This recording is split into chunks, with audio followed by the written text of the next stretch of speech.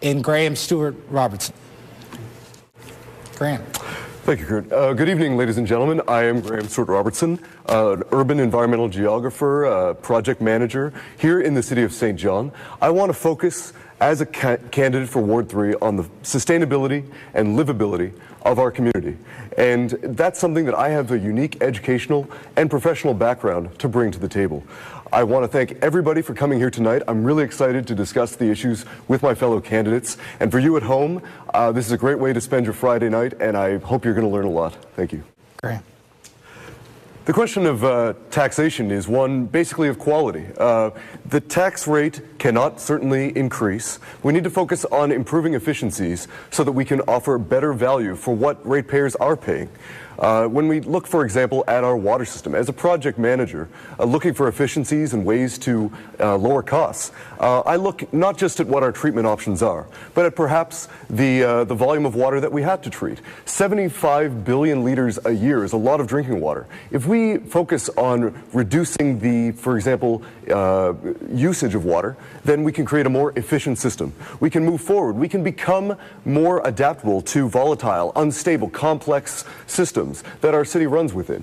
We need to understand these perspectives, and as a potential candidate with a very profound knowledge of these issues, I feel like we can not only maintain the tax rate, but we can provide world-class services for every resident of the city of St. John. Are there other efficiencies that you guys can think of that you would want to apply to Common Council?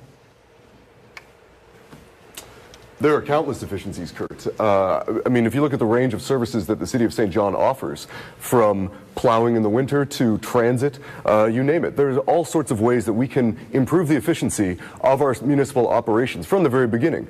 Road reconstruction costs can be reduced by things such as road diets, by increased usage of public transit so that we're using less cars in our roads, by focusing our commercial truck traffic on only certain arterial routes so that we reduce their impact on residential roads, which we all drive on every day. There are efficiencies throughout the entire municipal system that we need to look at modern responses to. We need to look at what the best practices the world over are so we can create an environment for success here in the city of St. John. Thank you. I'll let others jump in. Great.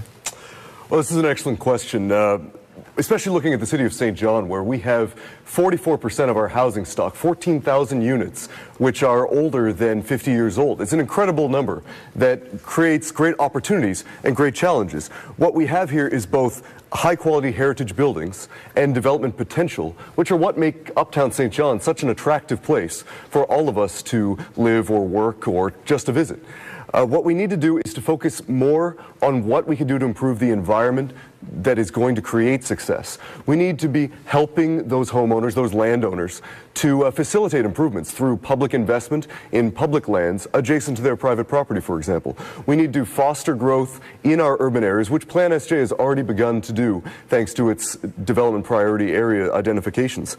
And we need to focus on growing that same base so that we'll attract business, so that each and every landowner has a more viable home and a more viable business environment. Great.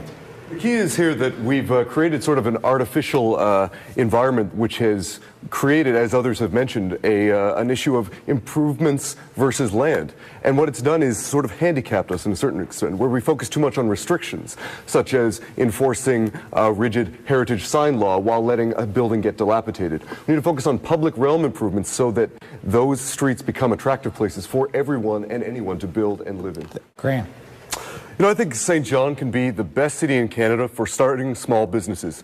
We're small enough to navigate, but big enough to really breed brilliance. And we've seen it already in the city of St. John. We have a phenomenal ICT sector just getting started, and that has been a huge contributor to our economy in the last few years. The thing that we need to understand is that we are, and our moderator would understand this, an industrial city in transition. And we need to focus on moving, perhaps, from not just having 19% of our economy be at that primary manufacturing sector industrial work. We need to facilitate through think tanks, through collaborative meeting spaces, through startup-friendly environments. We need to stimulate growth in the creative and information economies, because those are the areas that we can grow at. Those are the areas that young St. Johners are looking to work within and are having to leave our city to do just that. If we focus on creating that environment, we will not only grow, we will thrive. Graeme. I agree with Mark. We need to focus on communication between people and to the outside world. Enterprise St. John has done a phenomenal job in the past working with small business owners, but it can go further. I've noticed today they've just started a blog called Engage to try to do just that.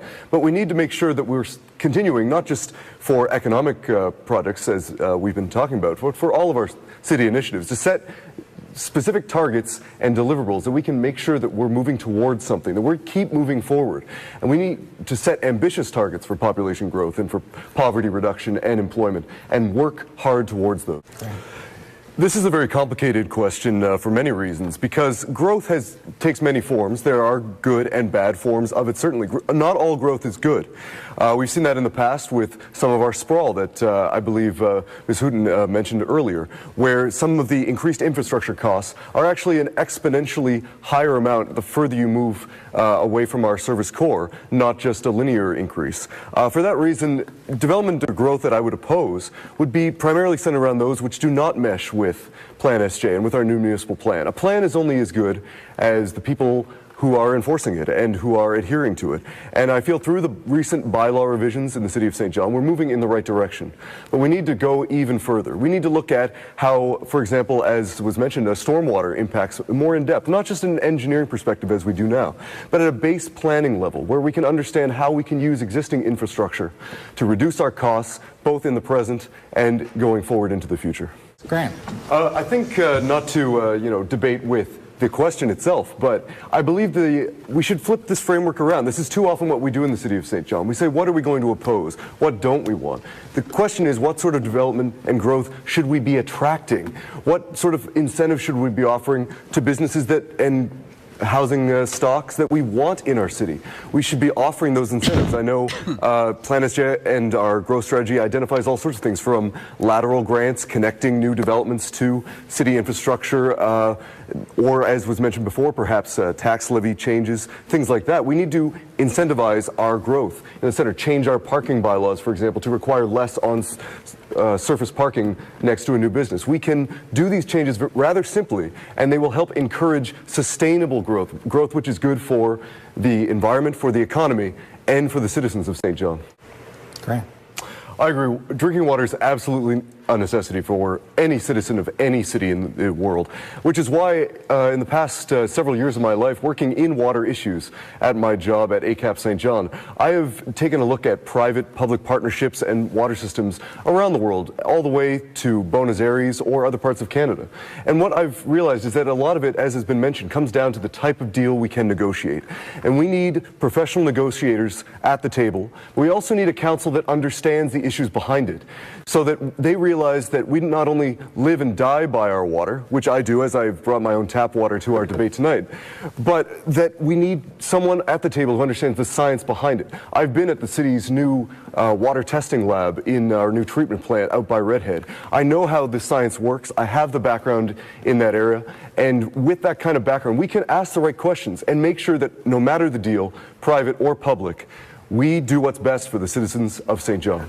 Well, as I mentioned, I think in an earlier question, we have to look at our usage. And if it comes down to metering, I think that's something that we'd be irresponsible not to look at. A huge number of municipalities the world over have metered water. And it's not a matter of making things more difficult for people. You could potentially save money on your water bill every year, depending on your usage. It encourages efficiency on an individual level and a more responsible use of our city's water, because we have almost 500 kilometers of water mains in our city, and those aren't cheap. We need to look at alternatives to pay for them as well. Stormwater costs us $3.5 million a year just for that infrastructure, and people don't pay directly into it at all. We could have a PAC, we could have a planning zoning system whereby we look at stormwater as an infrastructure piece, just like water and sewage, perhaps for only those landowners in excess of a certain surface area, because those are the ones would cause runoff in areas such as Retail Drive and our city's east side. Graeme. It's a difficult question, because the issue with most city services isn't so much should we, shouldn't we. It's how well we can do it. I'm sure we all appreciate that we have police and fire service in one way or another. If we were to remove them entirely, it would be a difficult thing to do. What we need to do is, as was mentioned, focus on the efficiencies within it. It was only, I believe, last year that the city stopped plowing certain private lanes. And in some parts of the administration, they weren't even aware that this practice was continuing. It's that kind of communication between departments that we can find savings no matter what it is. We can use modern GIS, geographic information systems, to reduce costs of things like waste disposal, whereby we use the trucks that we have now to empty the bins which need to be emptied when they need to be emptied. We can use this kind of technology to improve our services the city over, and without cutting a single thing. Protective services are absolutely, as I mentioned earlier, a critical part of any city, and in particular a city with such a huge industrial base as the city of St. John. Having good, secure protective services is paramount to making sure that we as citizens are safe each and every day. With that being said, there are absolutely ways that I believe that we could start looking at reducing the costs of these services, not to reduce the amount of protection we have, not to take issue with anyone in particular who holds those positions, but simply because we all realize that our city needs sweeping changes in virtually every department. And if we leave any of those off the block, it's in essence preferential treatment in one way or the other. It's something that we have to look at the nitty-gritty. We have to look at each bit of every contract for reducing costs, for perhaps reducing our service area as well. As mentioned, as we aim to curb sprawl, as we intensify growth in our center, these service costs will decrease, and that is an absolute moving forward. So is it not time that we have an honest discussion about the size of our police force? Is it not time that we cut the budget? I'm going to start off by saying it's always time to have an honest discussion about anything.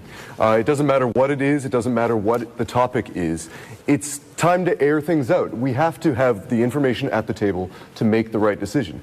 If these statistics show this, we can move forward on that. If we use, for example, the same geographic technology that I explained earlier, we can focus on reducing the response time of our services as well, perhaps in conjunction with a reduction in staff or a reduction in people, overtime costs, that sort of thing. We can do all of these things using a progressive knowledge, a best practice taken from around the world. We don't have to exist in a silo as a city. We can look abroad, we can look elsewhere, take those ideas and adapt them uniquely to the city of St. John so that we have the best of both worlds. Thank you very much, Kurt. It's been a really enlightening evening, I'm sure, for all of us in attendance and for those at home. The thing that I want to drive home is that in the city of St. John, we have choices. Over the past several decades, we've made choices for a number of reasons. It could be fear, it could be desperation, it could be the right decision. But oftentimes, as we've seen, they have created a legacy that we now are faced with dealing with. The key is that we don't have to be desperate anymore. We don't have to be afraid anymore. There are good choices here around this debate. There are good choices with informed decisions. There are great people here that care a great deal. I'm one of them. I'm a fresh face with fresh ideas that would be a breath of fresh air on St. John Common Council. On May 13th or on May 4th, I urge all of you to get out and vote. Maybe not for me, but exercise your right and make the choice that's fresh, informed, and at the end of the day will make St. John a better place.